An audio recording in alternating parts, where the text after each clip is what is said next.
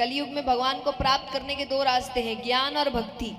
और इनमें अंतर क्या है? जैसे आप कोई बड़ी डिग्री करने जाते हैं ना, तो दो तरीके की कॉलेजेस होती है, एक जो आपको डिग्री देती है और एक डिग्री के साथ नौकरी देती है। ज्यादा अच्छी कॉलेज कौन सी है? नौकरी वाली। ज्ञान और भक्ति में यही अंतर है। अब भक्ति भगवान को प्राप्त करने में नौकरी क्या है कि भगवान का साथ, भगवान आ जाए। अब भक्ति में भगवान ने वचन दे दिया, यानी बंध गए, आना ही पड़ेगा कि अगर किसी ने भक्ति चुना है तो भगवान मिलेंगे, ये बात पक्की है। तो इसीलिए ज्ञान में डिग्री मिल जाती है, अब ज्ञानी है। भक्त में डिग्री भी मिलेगी और वचन है और भगवान भी मिलेंगे, ये तो पक्का है ही, पक्की बात है। और भक्ति असल में क्या है? भगवान के बारे में जानना।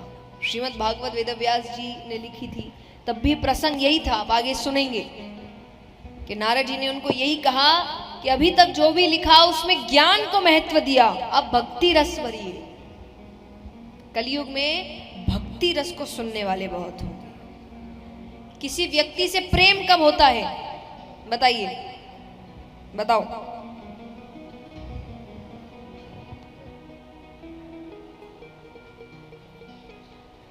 जब उसके बारे में जानते हैं, उसके स्वभाव को समझते हैं, उसकी मानसिकता समझते हैं, उसका सोच समझते हैं, वो कैसे सोचता है, वो क्या सोचता है।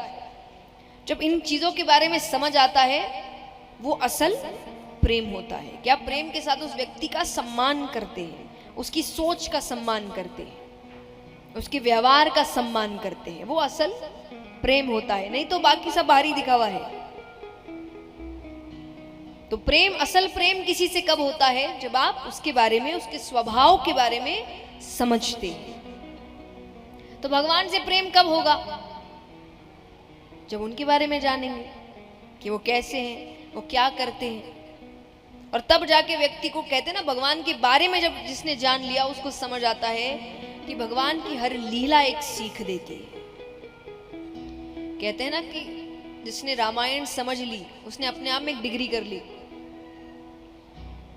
कि उसमें हर पात्र कुछ ना कुछ सिखाता है कि पिता कैसे होने चाहिए, माता कैसी होनी चाहिए, बेटा कैसा होना चाहिए, भाई कैसा होना चाहिए, पत्नी कैसी होनी चाहिए, शत्रु भी कैसा होना चाहिए, ये तक समझा रहे हैं। रावण को बहुत जल्दी समझ आ गया था कि उसका अंत कैसा होना है, पर शत्रुता कैसे छोड़ दे। तो वो शत्रु है तो उसने अंत तक अपनी शत्रुता निभाई है। तो शत्रु भी कैसा होना चाहिए ये तक समझाया गया है। तो भगवान की लीलाएं तो ऐसी है कि जिसने असल में समझ लिया उसको फिर वही समय वापस चाहिए।